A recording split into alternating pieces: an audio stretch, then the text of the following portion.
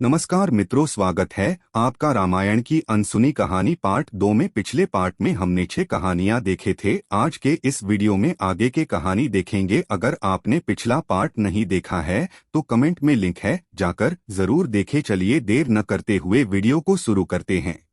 7. भगवान राम विष्णु का अवतार थे, भरत उनका सुदर्शन चक्र थे और शत्रुघ्न उनका शंख, लक्ष्मण को उनके शेषनाग का अवतार माना जाता है। 8. एक बार जब भगवान राम यम से भेंट कर रहे थे तब उन्होंने लक्ष्मण को पहरा देने के लिए कहा था। यम ने उनके सामने शर्त रखी थी कि जो भी इस बीच उनके कक्ष में प्रवेश करेगा उसे मरना होगा। इस बीच ऋषि दुर्वासा वहां पहुंच गए और रोके जाने पर अयोध्या को श्राप देने की बात करने लगे। इस पर लक्ष्मण को भीतर जाना पड़ा।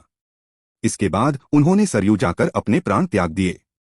9. राम के राजा बनने के बाद एक बार उनके दरबार में नारद ने हनुमान को विश्वामित्र के अलावा सभी ऋषियों को प्रणाम करने को कहा, क्योंकि विश्वामित्र एक समय पर राजा थे।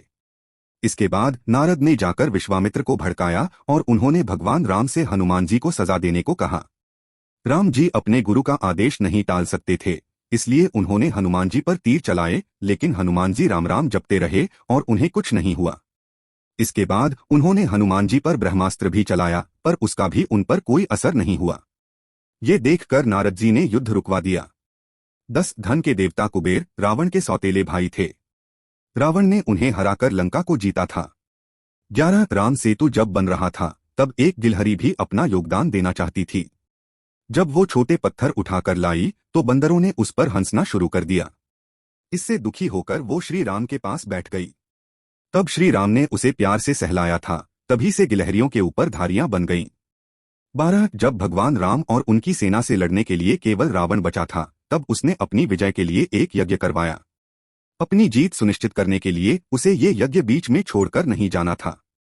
ये जानने पर भगवान राम ने बाली के बेटे अंगद को वानर सेना के साथ रावण के महल में भेजा।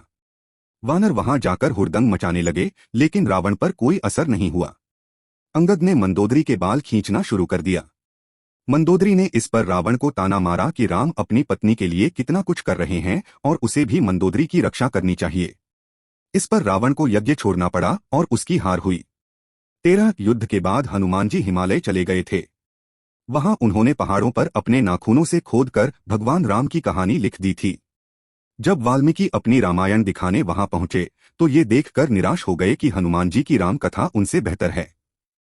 ये देखकर हनुमान जी ने अपनी राम कथा को मिटा डाला।